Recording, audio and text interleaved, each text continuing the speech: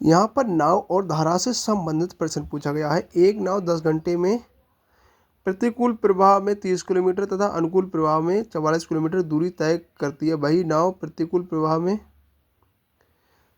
40 kilometre एवं अनुकूल प्रवाह में 55 किलोमीटर दूरी तय करने में 13 घंटा समय लेती है। शांत जल में नाव की चाल क्या है? चलिए इस प्रश्न को हल करते हैं। माना बहाव के अनुकूल वेग x किलोमीटर प्रति घंटा तथा विपरीत के लिए y किलोमीटर प्रति घंटा है। ठीक है, तो यहाँ पर जो अनुकूल में 44/x आएगा, ये कहाँ से आया? यहाँ पर वेग बराबर होता है विस्थापन बटे समय। यहाँ पर समय का जब निकालेंगे तो विस्थापन बटे वेग। यहाँ पर हमें वेग दिया गया है, दोनों आने जाने का जो समय दिया गया है 10 घंटे। ठीक है, तो यहाँ पर दोनों का विस्थापन 44 और वेग हमने x मान लिया है। यहाँ पर विस्थापन 30 है और यहाँ पर y मान लिया है। ठीक है, तो दोनों का जोड़ के समय 10 घंटे लग रहा है। तो ऐसे ही दूसरी बार में 55 विस्थापन हो गया और x क्या हुआ? वेग, और 40 विस्थापन y वेग, और 13 घंटे का समय हुआ। तो दोनों को मिलाकर 13 घंटे। ठीक है, अब हम यहाँ पर 1/x बराबर u मान लेते हैं, 1/y बराबर b मान लेते हैं। ठीक है, अब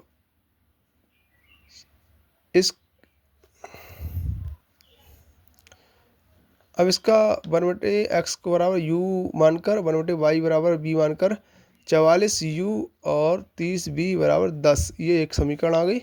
और 55u और प्लस 40b बराबर 13, ये दूसरी समीकरण आ गई। ठीक है, यहाँ पर अब क्या करेंगे? समीकरण को हल करेंगे।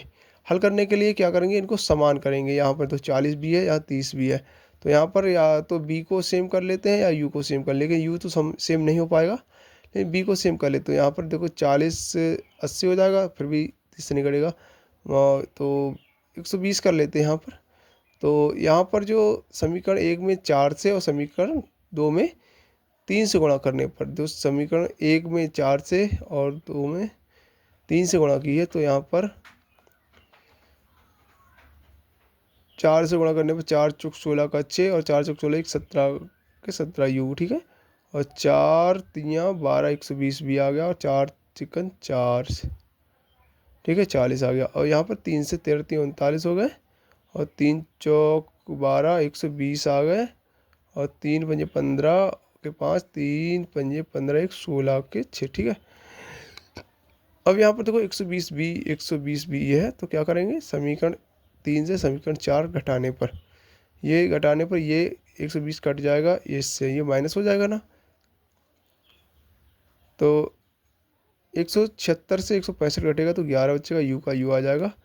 और यहाँ पर ये 120 से 120 भी कट गया, और 40 से 1 घटाया 39 घटाया 1 बचेगा। ठीक है, अब u का मान निकालेंगे तो 1/11 आ जाएगा।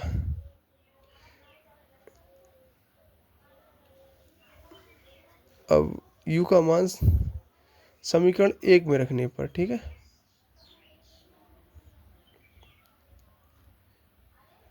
u का मान समीकरण 1 में रख दिया, तो देखिए 44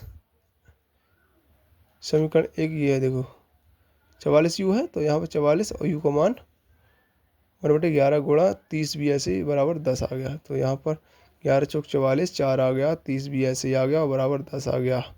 यहाँ पर 30 भी ऐसे ही रहेगा, और 10 और इधर 4 इधर से इधर जाएगा तो माइनस का हो जाएगा, तो यहाँ पर 6 बचेगा। अब b का मान निकालेंगे, 30 बटे में पहुँच जाएगा, तो 30 को 6 से 30 डिवाइड करेंगे, 5 6 30 होगा, 1/5 आ गया। b का मान 1/5, ठीक है, और 1/x बराबर u माना था। ठीक है, तो 1/x बराबर u माना था, तो u का मान 1/11 है, तो 1/x बराबर 1/11, तो x का मान कितना आया? 11।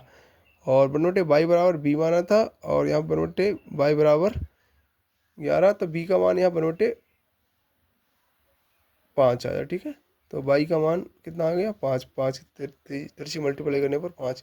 ठीक है, और जो उसका सूत्र होता है x + y बराबर 2। ठीक है, शांत जल की, तो वेग x वेग मांगा था, y वेग माना था। ठीक है, तो दोनों वेग को जोड़कर डिवाइड कर दिया जाए 2 से, तो इसका जो एक्यूरेट आएगा 8 किलोमीटर प्रति घंटा।